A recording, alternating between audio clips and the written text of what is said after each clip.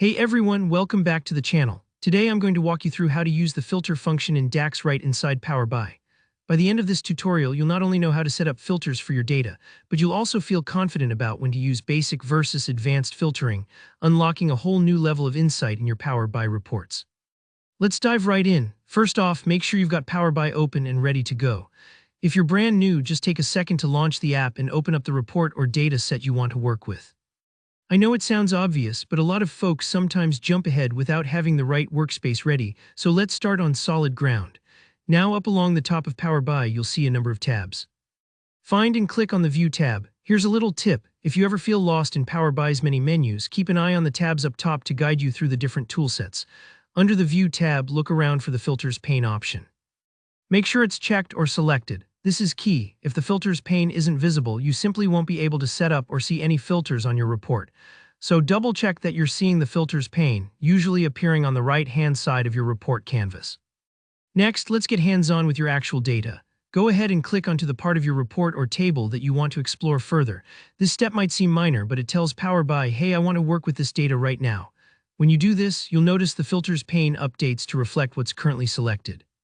Looking to the right under the Filters section, you'll see a list of fields from your dataset.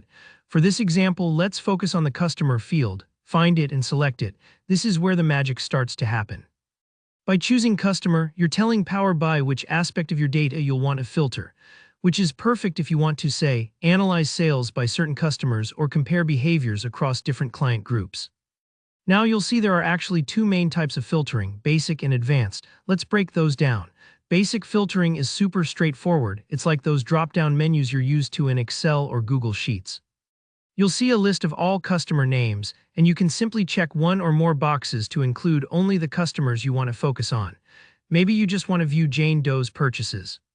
Just find her name and check the box. Here's a quick tip. There's an option to enable single selection if you only want to look at one customer at a time. That can really help reduce visual clutter, especially when presenting your report or sharing findings. Now let's look at advanced filtering. Don't worry if this sounds a bit intimidating at first. Think of advanced filtering as setting up specific conditions, almost like creating a mini rule for your data.